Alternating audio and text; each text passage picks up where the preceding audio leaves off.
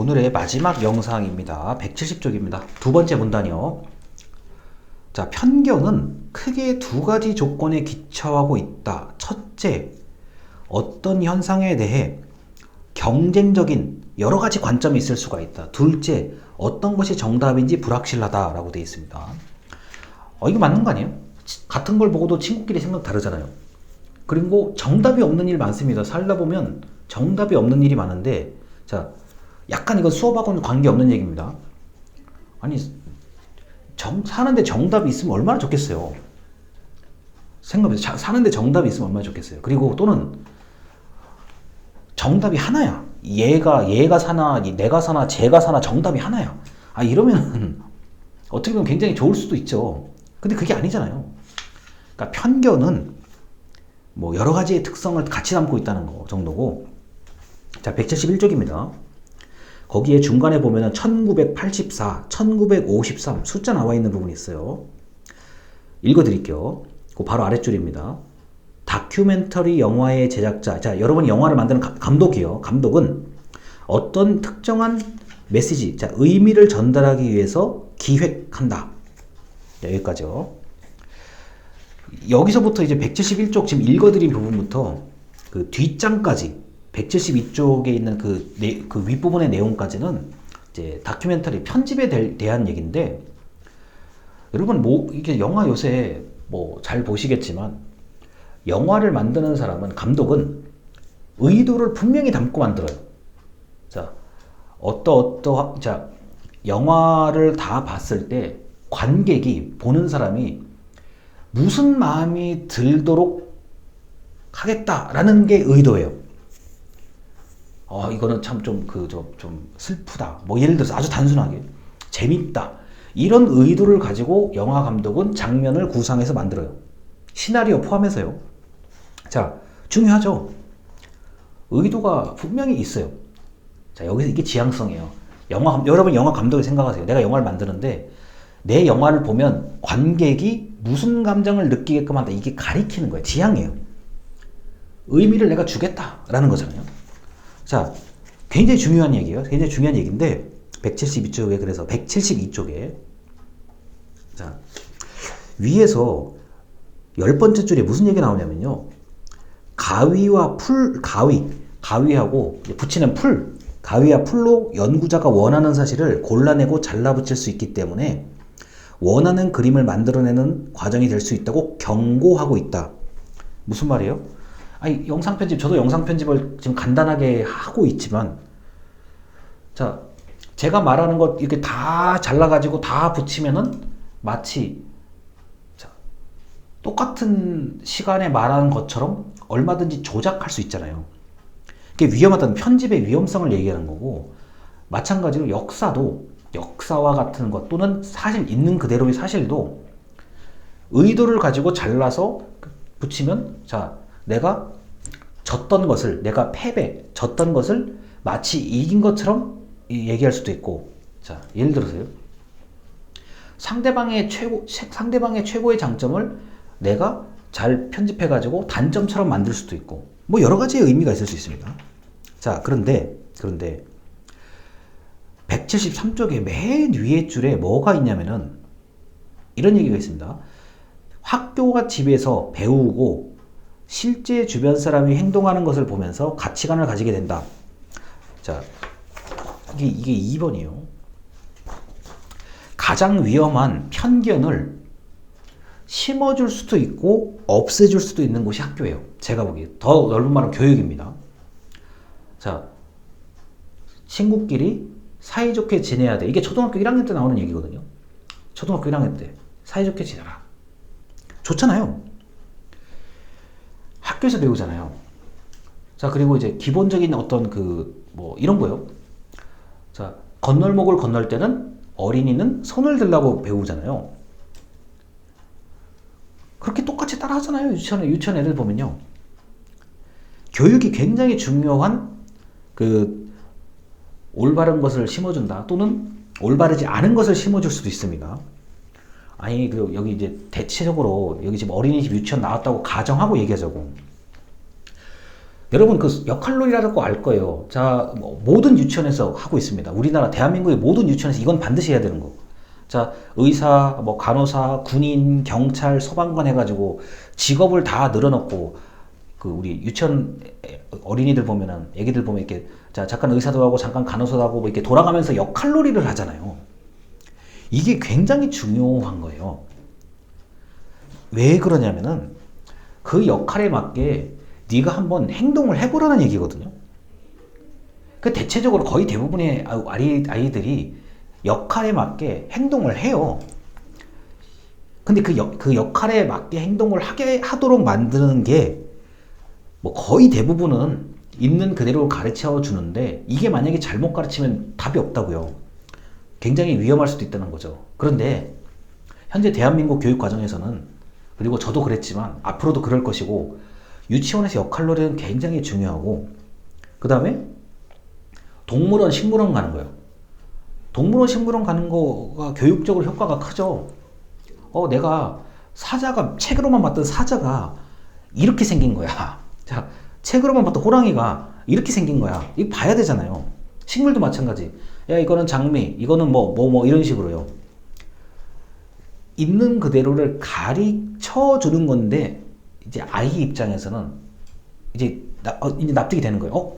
책에서의 사자, 실제로 사자, 뭐 책에서의 호랑이, 뭐 실제 호랑이 이게 이제 연결이 되기 시작하는 거라고요. 그래서 학교 또는 교육이 이게 엄청나게 중요하다는 겁니다. 지향성을 가지도록 하는데 이 굉장히 교육이 중요해요.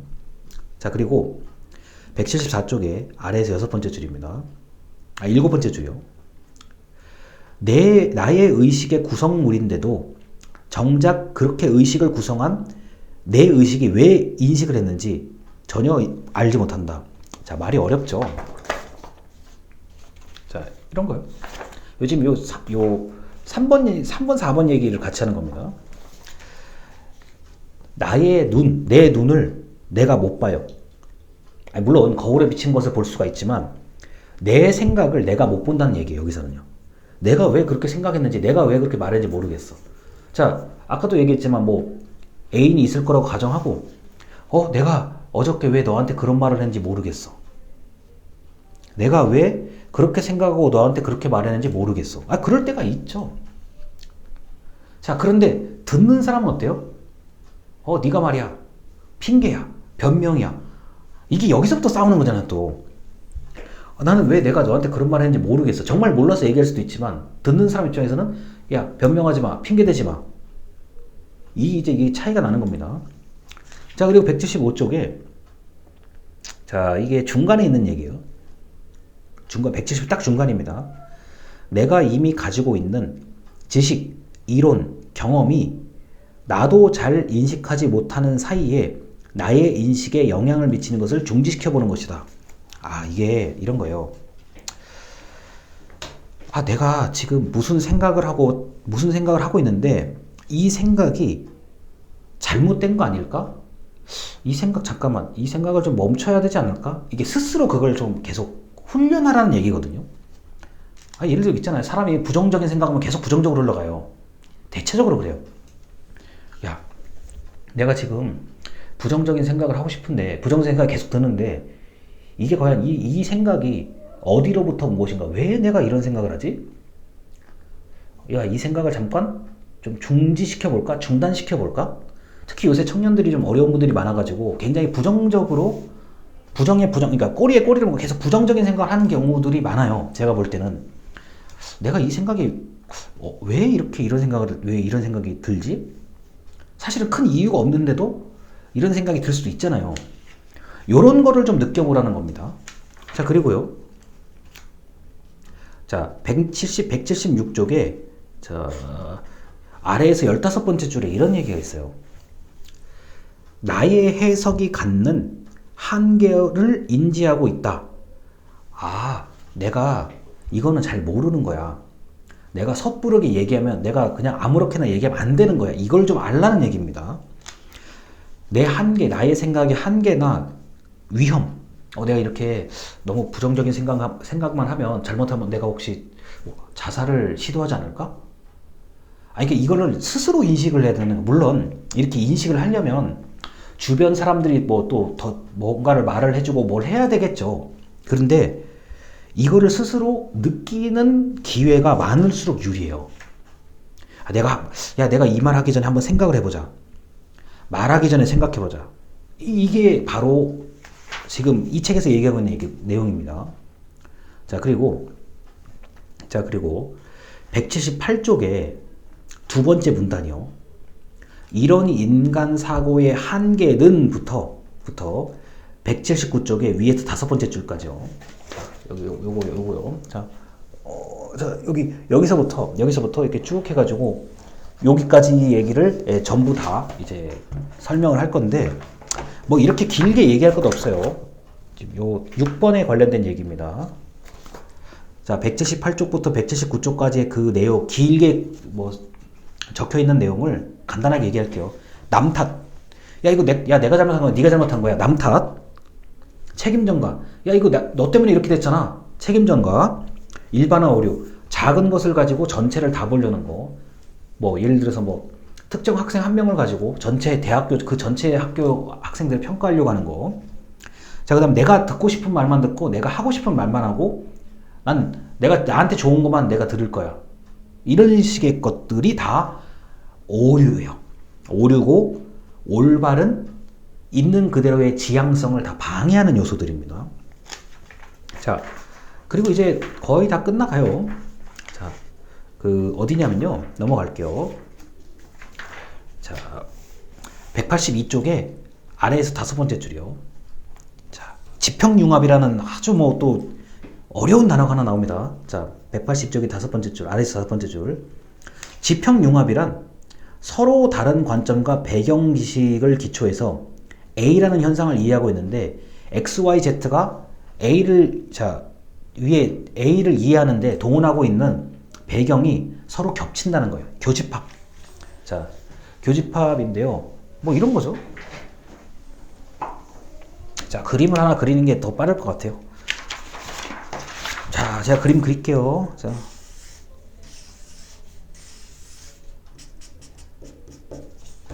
이거. 세 사람이 어떤 것에 대해서 이해를 하고 있는 겹치는 부분, 이런 겹치는 부분이 많으면 많을수록 지평융합이 잘 되고 있다는 얘기입니다. 융합은 섞인다는 거고, 여기서 말하는 지평이라는 거는 생각의 그 바탕이에요. 생각의 바탕이 겹치는 게 많을수록 공감대가 잘 형성되죠. 아니, 생각해보세요. 만약에 뭐 이런 거? 똑같은 대상을 이렇게 겹치게 이해할 수도 있고, 겹치는 게 없어요. 그러면은 굉장히 헤맨다고. 중학생, 고등학생, 대학생을 딱 같은 곳에 모아놓고 대학교에 대해서 얘기를 하라 그러면은, 일단 중고등학교 학생들은 대학생활 안 해봐가지고 얘기를 할 게 없어지잖아요. 마찬가지로 중고 대학생 모아놓고 요새 중학교 얘기하라 그러면은 당장 대학생을 얘기할 거리가 많이 없어지잖아요. 그래서 지평융합이 있으면 있을수록, 그러니까 겹치는 부분이 많으면 많을수록 대상을 이해하는데 유리하다라고 하는 거. 이게 도저히 이해가 안 되면 이런 거예요. 너 축구 좋아하니? 응, 나 축구 좋아해. 너 영국 축구 좋아하냐? 나 영어. 그래, 나 스페인 축구. 뭐 이런 식으로. 공감대가 많으면 무조건 유리한 거예요. 일단요. 나 축구 좋아해. 나 축구 잘 몰라. 나 야구 좋아하는데? 너 야구 아니야? 나 야구 몰라. 이러면 겹치는 게 없잖아요. 아시겠죠? 지평융합이 뭐 해야 되는 건지요. 그래서 오늘 뭐 지향성, 뭐 제도, 자기망각, 지평융합, 그리고 선험적 의식, 별의별 걸 다 했는데, 제가 이야기하는 것들이 사실은 비슷비슷해요. 표현만 다를 뿐이에요. 그래서 여러분들 혹시라도 모르면 저한테 언제든지 좀 말씀을 해주시기 바랍니다. 오늘 영상 여기까지 마치겠습니다. 감사합니다.